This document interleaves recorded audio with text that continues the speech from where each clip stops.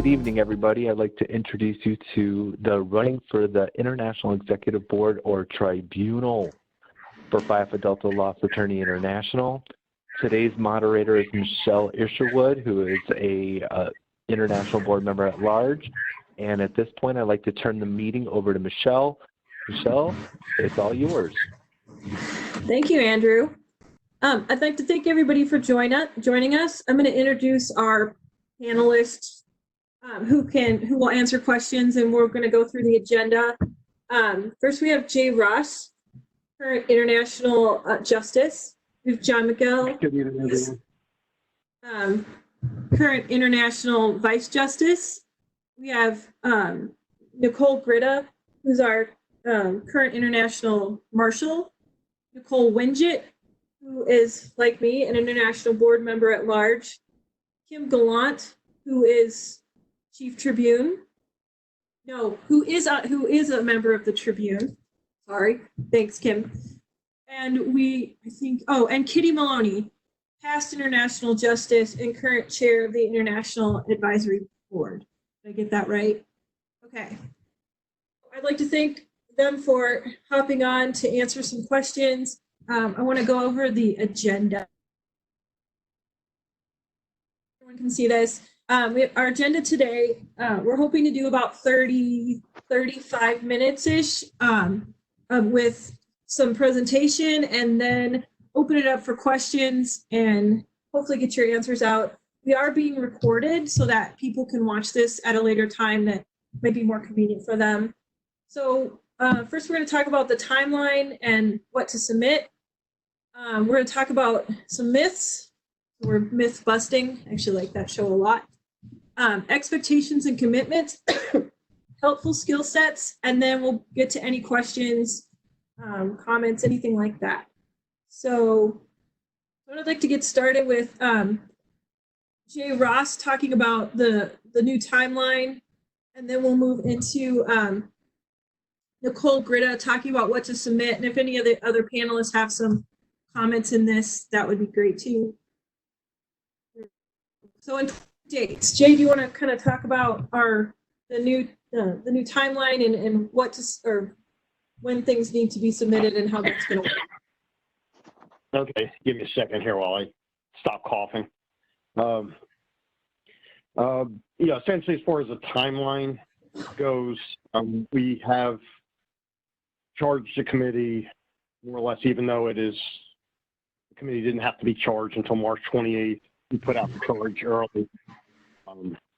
More or less, every member that's going to be on the committee has been picked by the DJ in that district. In districts without DJs, they've had to pick a couple of people for the committee, which the board gave me their consent on. Generally, it was people who the executive office provided me. If you're a candidate or you want to be a candidate for one of these offices, you're looking to get the nomination, the big issue here is April 7th. You need to get your written statement of intent supporting materials. And now we're allowing for policies allowing for 3 pages. In past, it had been 1 page front and back because it was like hard copy. Now that we're virtual, you can submit the 3 pages, and it should be a written statement of intent, what you intend to run for, you think you'd be the best candidate, and then whatever supporting materials that you submit. It could be a resume. It really should highlight whatever it is, it should highlight your leadership experience in Phi Alpha Delta and other organizations. I don't know if it says that much. I mean, that's really all I have to say as far as the timeline. I mean, there are other dates, July 6th, the presentation, the committee presents the report to the International Justice. July 22nd, the committee report gets provided to the membership, and then we have convention commencing actually on August 5th, and the election under the way we're doing it now, should there be this should the convention occur as planned, would be August 8th.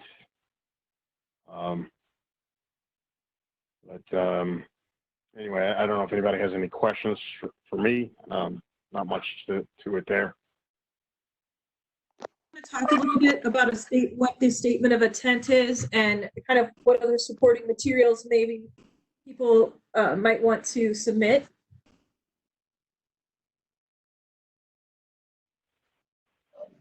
Oh, you want me to speak on that too? No, Nicole can talk about that. Yeah. Hi, everyone. Nicole Gritta. Apologize in advance if you hear some background noise. My lawn guys showed up right as it was my turn to speak. But as Michelle said, I'm the current international marshal. As Jay mentioned, it used to be 1 page that you could submit. Now we have increased that to 3 pages. But I would encourage you to not just submit a resume, to not just submit bullet points in terms of your leadership experience in Phi Alpha Delta and other organizations, although that's important. Now that you have a little bit more space, I think it's very important that you speak to what you can bring to the board. We're going to talk later about skills that are required or important for board members, and I think that you should try and highlight some of your skills. What other nonprofits have you worked with? What other boards have you served on? What experience do you have in those other types of service that would be instrumental to moving our fraternity forward? What type of ideas do you have for the fraternity? If you know other people who have run in the past or who are on the board now, talk to them, get some information, ask them to share what they submitted before. Have somebody review it. I had several people review my statement before I submitted it, and I got feedback, some of which I took, others of which I, appreciated, but I had to, at the end of the day, make my statement my own. So I think the most important thing that you can take away from this is this, especially in light of the new process, is a way to highlight yourself, but it shouldn't just read like a bullet point by bullet point by bullet point. Those things are important, but what's more important is highlighting what experience you can actually bring to the organization and how you can move the organization forward. Great. Thank you, Nicole. So now I want to move some busting the myths. And I thought Kim Gallant and John McKell could give us kind of talk about myths that people have heard and kind of what's true, what's not true, those sorts of things. So I don't know, Kim, do you want to start out and kind of address some of the things that people think might be true to run for the board, but really aren't? Sure. I thought, was John Karasik going to do this part? John Karasik can weigh in as well. Okay. The 3 of you. All right, cool. So the first thing, obviously, is, you don't have to be a DJ in order to run for the International Executive Board or for the Tribunal. Being a DJ is a great job, and someone told me many years ago is it's the best job in the fraternity, and I totally agree with that. But you don't have to be a DJ in order to run for the board or for the Trib. Getting into, we'll get into some of the expectations of the skill sets and things that you do need, but that's the biggest one. The other is you don't have to have joined in law school or even in pre-law. Your lineage doesn't have to go all the way back to the pre-law chapter or even to law school. You can run for the board or for the Trib as an alumni who joined us as an alumni. And so those are 2 of the biggest myths I think that are out there. John Karasik, do you want to add to that since you have personal experience? And kind of related to what Kim was just saying. I mean, I was neither of those things that Kim just mentioned as sort of mythical prerequisites. I was not a law school member. I joined as an alum. I was not a DJ. I had been alumni chapter justice, but I had never served as DJ. So those really, and I'm not alone in that regard. There's one other board member who's currently on the board, never has served as a DJ. A couple of other current board members had been DJs in the past, but were not serving as DJs at the time that they were elected. So it's really not a necessary precursor. And nor is it really a necessary evolution. It's not like you graduate from being a DJ to a trib or from a DJ to a board member, from a trib to a board member. They're different roles, and they have different skill sets, different requirements, different time commitments, different things that you're going to be working on. But it's not like if in the military you get promoted from an 03 to an 04 or something like that. It's a very different role, and it's not a linear progression. It's something else. So the things that you want to think about are what do you want to accomplish as a board member? Why do you want to be in this role? What have you been doing to develop those skills that you need? Those are the sorts of things that you should be thinking about, and not whether you're a DJ now or you've been serving as a DJ for a certain number of years and now it's time to graduate, because that's really not it at all. Over. Have any other myths that you'd like to address? Okay. I think, wait, Michelle? Go ahead. So I think there is, and it has changed in the last few bienniums, but there used to be the myth of, well, you had to start off as a trib and then you'd make your whole way up. And it's not that. We worked very hard to separate out that the trib was not a stepping stone to the board. It could be, but they were two separate but equal bodies. And even though I did start my international career over on the tribunal, I understood the difference. And when it was ready for me to step off the trib, because I had taken it to where it could go, and there was a very enthusiastic and willing successor, I passed the torch to her and made the decision to run for the board. But it wasn't that I didn't look at it as a stepping stone. So it should be clear that those two bodies are separate. And while people may run for the tribunal and later run for the executive board and vice versa, each one has its own unique skills and requirements. Thank you. John McKell, can you address expectations and commitments? I know Jay, you may want to weigh in too, but if we could start with John, kind of, what's the time commitment, the expectations for board members, time commitments, any financial commitments, responsibilities. If you could address some of those issues, that would be fantastic. Absolutely, Michelle. The expectation is that if you choose to run for the board, that you're going to prioritize Phi Alpha Delta. You're committing that P.A.D. is going to be first among equals in what you do for in the community. Yes, health, family, job are priorities. But after that, you're saying by being on the board of directors that this is primarily important to you. So that's the expectation.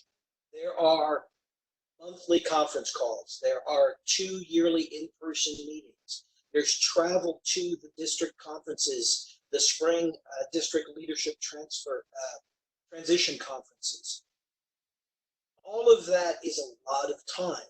And that's not even discussing the committee work that the IJ will assign you. That's not discussing prepping for all the meetings. The expectation is that you will spend a lot of time. As far as your treasure, there is no pay to play. I was discussing this with somebody else today, and they wanted me to make that really clear. Yes, we're all volunteers. And if you can't afford to cover those expenses, the travel expenses, the hotel, then yes, the fraternity can refund you. And we want the best, most talented, most committed people to serve on our board. So just because somebody has more money doesn't mean they are the better candidate. Having said that, please know that Phi Alpha Delta isn't wealthy. We have limited budget. I didn't see whether Dan is on the call, our treasurer, but he would want you all to know when submitting for reimbursement, be as generous as you can to Phi Alpha Delta. Jay and Kitty before him, and Stephen before, and a long line of international Supreme Justices have given so much to this fraternity. And there is sort of an expectation as a board member that you can contribute to your capacity. So that's my bit, Michelle. Other panel members want to talk about time commitment or about, I mean, I can tell you how much time I spend doing Phi Alpha Delta, but I don't sleep, so it's probably not the same. Michelle, I do want to bring up another point too. One expectation too when you come on the board, you may be a DJ before, you might have been an alumni chapter officer, maybe you were very involved in mock trial. And it's okay to still be involved in those things, but like John said, your board duties got to take precedence, even over the other things you do in P.A.D. That's your job, doing what you need to do for the board. So you got to step away from your former DJ role or your former chapter officer role or your former mock trial role. I encourage people to participate in their areas and their alumni chapters and law school chapters. And hey, that's extra stuff. That's great if you're doing that. However, in the past, we did have issues with, hey, we can't schedule a board meeting during that time because we have the initiation of this chapter. Well, no, you got to step away from the initiation to participate in our board meeting, because that's your job as a board member. So if you have conflicts, other responsibilities, your board commitment comes from. Echo Jay's point. If it's in our policy manual, it might even be in our corporate bylaws. You cannot serve on any other elected position in the fraternity if you serve on the board. Jay has made that really clear, and I think we're the better board for it when we divorce ourselves from each individual chapter or a region, if you're a DJ, and say, I'm a board member first. Hey, Michelle. And I get it. You might become the justice of an alumni chapter and brought the chapter to new heights, and the thing's doing great. And then when you leave, it starts to not do well because whoever came after you is not running it the way you would run it, maybe. And I get it. It's painful to kind of watch that, but that you need to let go. Nicole, did you have something to add? I just wanted to say there's a couple questions that had cropped up that I think John Karasik had addressed in the chat, but I thought they were worth saying out loud. So there are questions about whether there were different time commitments for different positions. And I think John's response was spot on. Obviously, the IJ is going to have a bigger time commitment in certain respects, and at certain times of the year, the treasurer may as well.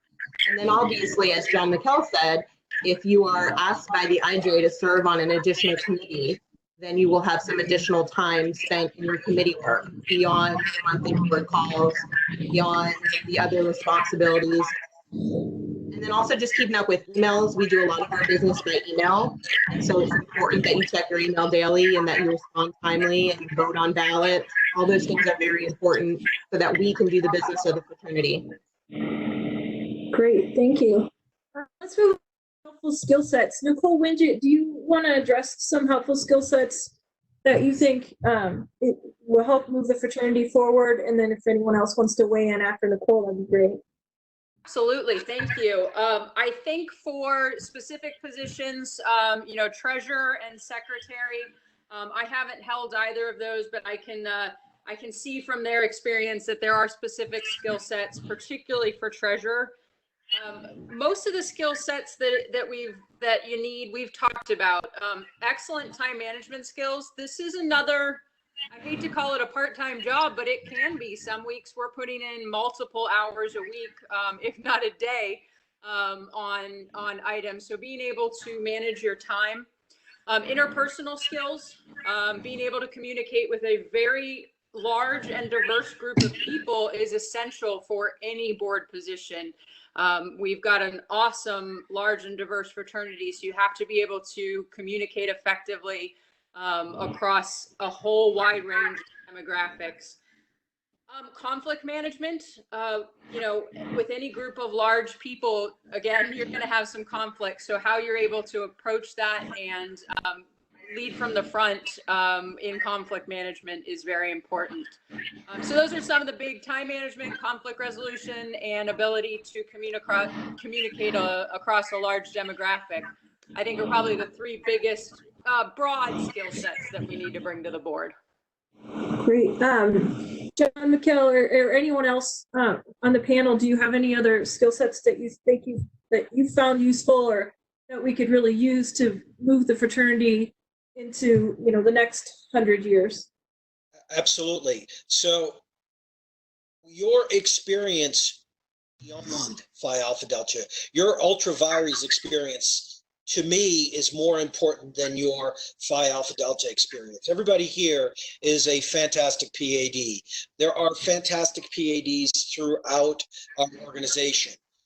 What makes us stronger is when you bring your experience from out of P.A.D., your service on other not-for-profit organizations, your service helping clients in a different way than your legal experience. If you're able to advise companies, we've had at times people who have had employment law experience. That's certainly helpful. Michelle Ishwood has been amazing in contributing her knowledge base in marketing. Dan McDowell in his skill set with finances. Those are the skill sets that help, because that's what the board deals with. Because ideally, your board's at a high level. We constantly vigilant to not get in the weeds. Your board assembled, those 9 people don't set every single procedure, every single step of the way. A lot of that is done in committee. Even more of it is done by our executive office staff, that professional staff that is under Executive Director Andrew Sagan, doing amazing work. So what the board brings is vision. What the board brings is the ability to plan for our immediate and long-range future. So that's what I think our skill sets are best.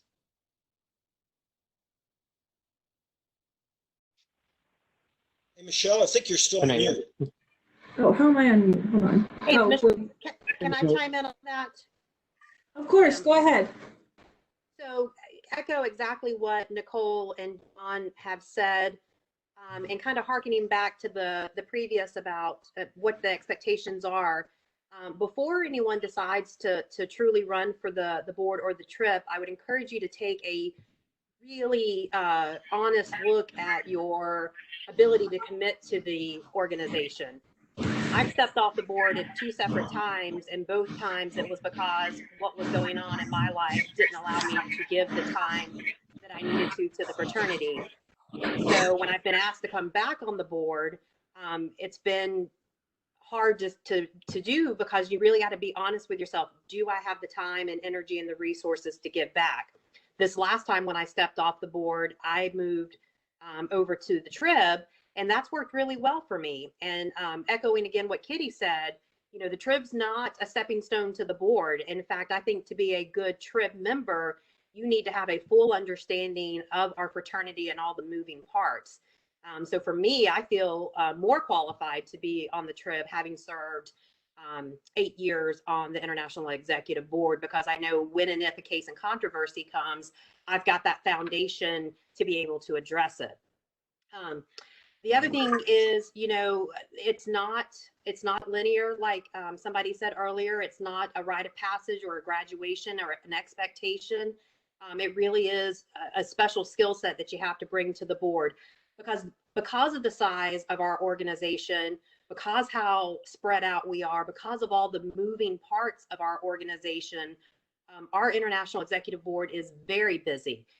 We try to stay out of the weeds, but oftentimes we get into the weeds. But it is a very active board, and it's not passive where you're just reviewing things that the International Executive Office brings to you at the board meeting. So you're doing your critical thinking during the board meeting. There is a lot of critical thinking, planning, brainstorming, collaborating that goes on outside of those board meetings. And you have to be able to devote that time, that energy to the service of the board, and, you know, to a lesser extent on the trib. We have not had a case or controversy yet, knock on wood. But when and if it comes, you know, it's going to require all hands on deck and dropping everything. And like John McKell said, prioritizing the fraternity at that time. So I hope that adds to this last section. Good. Cliff, do you have anything to add? I know when I first was thinking about running for the board, it was something you came in and talked to us about skill sets that you thought a good board needed to move forward. Thank you very much. I was taking, as is my style, some copious notes throughout from different parts of it, and I would just offer the following observations. First and foremost, I think this is an awesome webinar and a topic, and the educational opportunities for people to get together and get a better understanding about the international leadership is second to none. And it's something, quite frankly, that this board of your guys' direction is deeply valued and very much appreciated. I suggest that as you look at this and as the people that are participating in this and are considering it, that it not stop here, that this is just the first step in someone's consideration to serve as an international officer, either on the tribunal or on the board. Talk to the tribunal, talk member, talk to an existing for the National Executive Board. I would suggest, if okay, that with respect to some of the observations that we've heard so far, and they're all excellent, is even going back to the concept of this, your statement. Think as you would being forward. Perhaps if it's electronic, link to a P.A.D. bio, link to something else that talks about the past and your experience as to why you want to be there. But in your statement, talk about what you want to do over the next 2 years and think forward to that. I think that would be helpful to to the members of the committee as well as to the electorate at large. I guess with respect to myths, I took a note, and for me, the biggest myth about serving on the board is you don't have to be a litigator. Just like you don't have to, be a litigator in private practice. There's so many ways you could bring a skill set to the board. You don't have to be a litigator. We should think outside the box with respect to that. I think John McGill and Jay said it correctly, that Phi Alpha Delta needs to be your top philanthropic and professional opportunity and organization. Lots of other things going on in your life, but if you truly want to be an international officer, P.A.D. first and foremost in your minds. I would also, add on to some of the comments that were made with respect to serving one constituency. As a DJ, which I concur with him and others that have talked about the fact that that's the coolest, perhaps most rewarding job in the fraternity, having served in that. That's provincial. That is parochial. As a member of the board and a tribune, constituency is the entire fraternity. And whether it is deciding on best chapter or who's the best district justice, etc., check your location and past, if you will, in terms of where you represented and who you represented at the door. And I guess finally, I would say that it is an awesome experience to serve on this board. And it is one that, to to the extent you believe in Alpha Delta, it is one that you will actually get more out of than you can put into it if you do it right. But it is important that you put in that time. Hope that was helpful.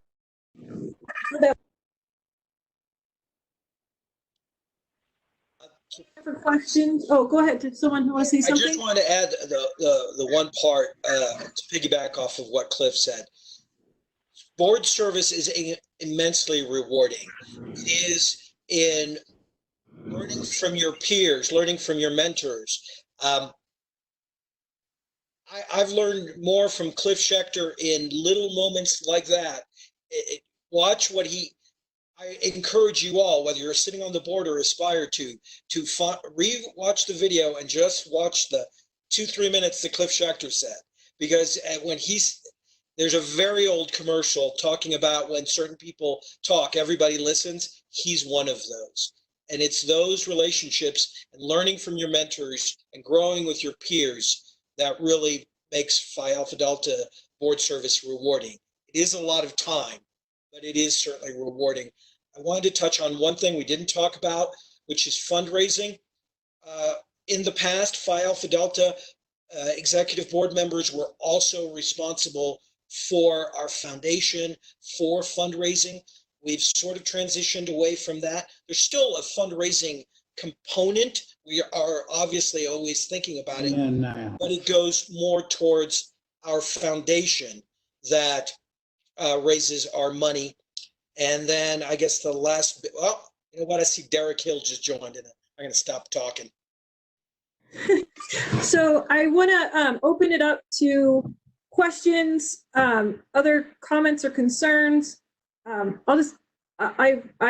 actually agree with everything the panelists have said. The time commitment sometimes can be a lot, and and there's no shame. And maybe right now in your career or your life, this isn't a commitment you can make. But we wanted to have this particular conference and the webinar just to put the information out there. And that way, as a starting point, and if you ever have questions or concerns or comments, I invite any and all of you to contact any of us, any past board members, any current board members, any past TRIB members, any current TRIB members. Reach out, ask questions. We are always available for those kind of questions. And again, I appreciate everyone coming on the call at this time. And does anyone have any questions? Michelle, it's Jay. I just wanted to say one thing.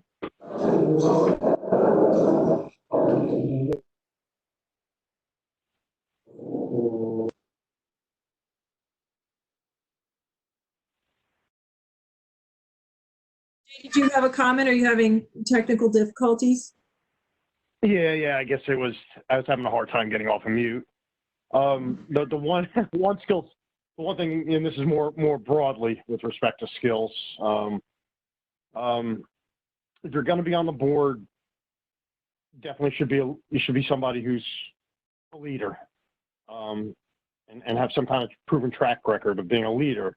While at the same time, you need to be a team player. In the last 2 bienniums, and this is how we've been moving, is when we have assigned board members things, we've told them, take the lead, create your own committee, your own working group. You're going to lead, pick your own people, and then you should know that you should be picking people who are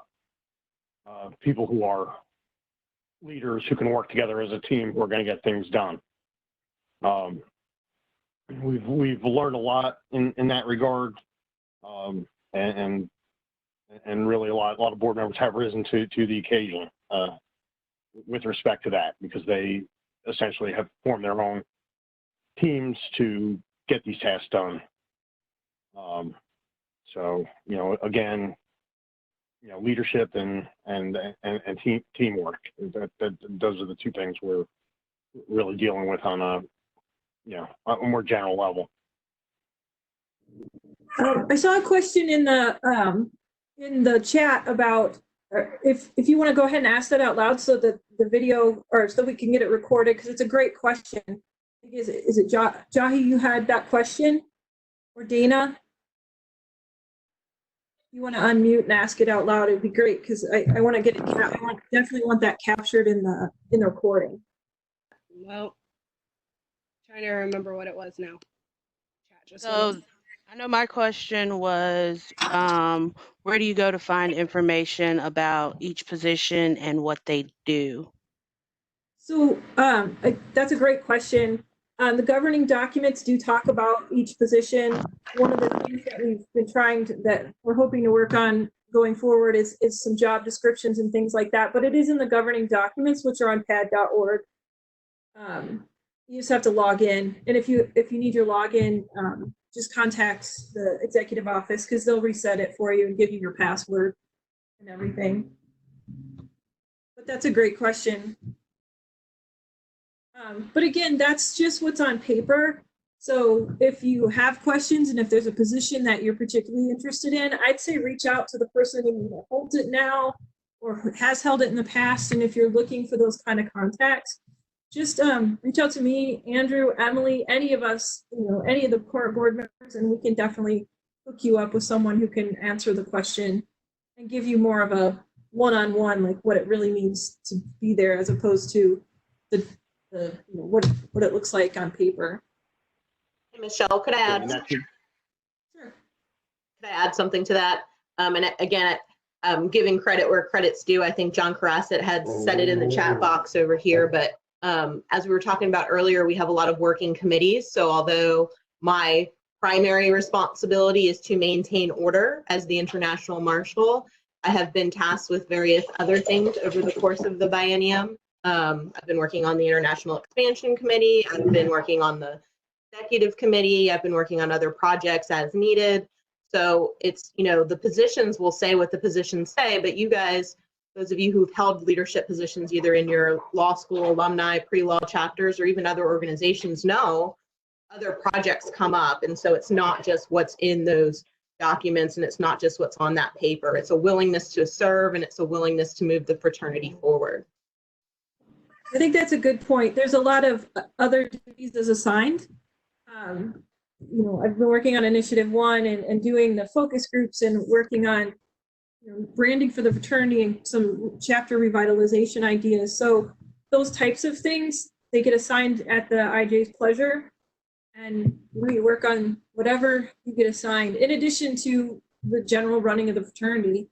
So again, that's why I encourage everyone to reach out to someone who actually holds the position or who has held the position, just to get a real concept of what that means time-wise. And you're gonna have curveballs thrown at you, because even 2 months ago, nobody told me that we would have to be figuring out contingency plans for our events because of coronavirus. So guess what? That's something that never was part of the job description before. Guess what?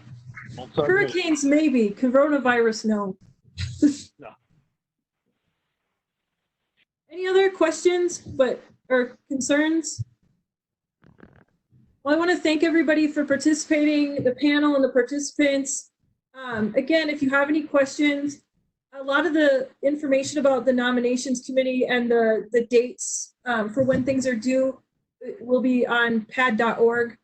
I actually looked at the page today. It looks fantastic. Check it out. Again, if you need anything, info@P.A.D.org is the general email box that goes to the EO.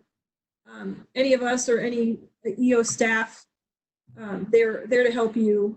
And again, thank you all for participating, and we hope you have a great night. Stay safe and healthy.